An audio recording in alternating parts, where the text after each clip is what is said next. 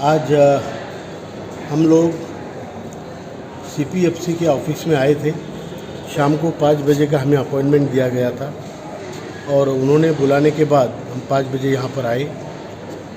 सीपीएफसी madam हमारी श्रीमती नीलम शमी राव जी, वो हमें उन्होंने काफ़ी टाइम दिया, काफ़ी बोलने का पूरा डिस्कशन हुआ, बहुत सारा टाइम दिया। और मैं था, मेरे साथ हमारे महासचिव वीरेंद्र सिंह जी थे, राष्ट्रीय सचिव आदरणीय बहुगुणा जी थे, आदरणीय BS राणा जी जो हमारे दिल्ली प्रदेश के अध्यक्ष हैं, और आदरणीय बालाजी जो हमारे साउथ इंडिया के कोऑर्डिनेटर थे, चीफ कोऑर्डिनेटर। हम सब लोग थे।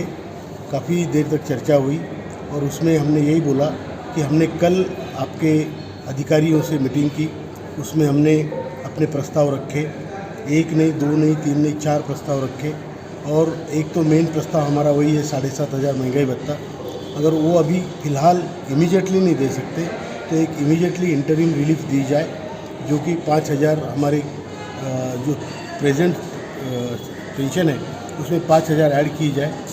और उसी के साथ अगर 5 नहीं तो 4, ये 2-3 ऑप्शन हमने दिए हैं जो कि उनके लिए सुविधा होगी कि उसमें से एक चुन के बाद में हम 7,500 और महंगे भत्ता के लिए हमारी लड़ाई जारी रहेगी। तो ये उनको बताया गया, उन्होंने भी एक्नॉलेज किया। उन्होंने कहा कि मैं खुद, हमारी श्रम सचिव जी आरती आहूजा जी और उसके अलावा आदरणीय मंत्री जी, सब इस विषय में बहुत सेंसिटिव है, बहुत भावुक है और सब मिलके ये करना चाहते हैं। तो हमने भी वही कहा कि हम सब लोगों का जब उद्देश्य एक ही है तो क्यों ना हम सब मिलके जल्दी से जल्दी इसको करें और लोगों के चेहरे पे मुस्कान आए। हमने मैडम को बताया कि 200 लोग रोज़ मर रहे हैं, 6,000 का एवरेज है पूरे भारत में मरने का 1 महीने का।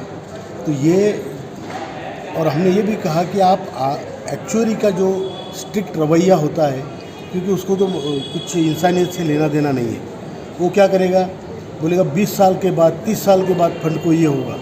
अरे भाई, जो आदमी आज मर रहा है उसके लिए आप कुछ नहीं करोगे और जो आज जन्मा भी नहीं है उसके लिए तरतूत करके रखोगे, ये कहाँ का न्याय है? हमारा पैसा कटा है, हमें दो। तो ये मैडम को हमने समझाया, उन्होंने भी बड़े सहानुभूतिपूर्वक सुना और उन्होंने कहा कि मैं आपका प्रस्ताव जल्दी से जल्दी आगे भेजती हूँ। 21 तारीख को उन्होंने EPFO के सारे अधिकारियों की मीटिंग रखी है, इस विषय पर कुछ और आइडियाज़ जनरेट करेंगे। और इसी के साथ एक और आइडिया जनरेट हो गई जो मैं आपके सामने कहना चाहता हूँ।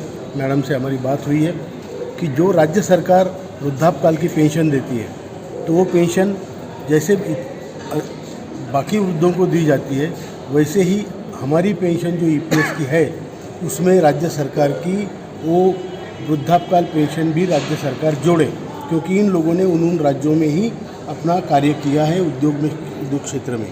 तो उनको अपनी पेंशन के अलावा वृद्धापकाल की पेंशन राज्य सरकार दे, इस विषय पर भी वो प्रोग्रेस करने जा रहे हैं और उसके ऊपर राज्य सरकार पर भी दबाव लाना ज़रूरी है। तो मैं इस माध्यम से हमारे EPS के भाइयों को बताऊंगा कि अपने अपने राज्य सरकार को हम आंदोलन बढ़ाएंगे। NSE राज्य सरकार पे भी अपने अपने यूनिट की जरिए दबाव बढ़ाएगी और उनको ये करने के लिए बाध्य करेगी।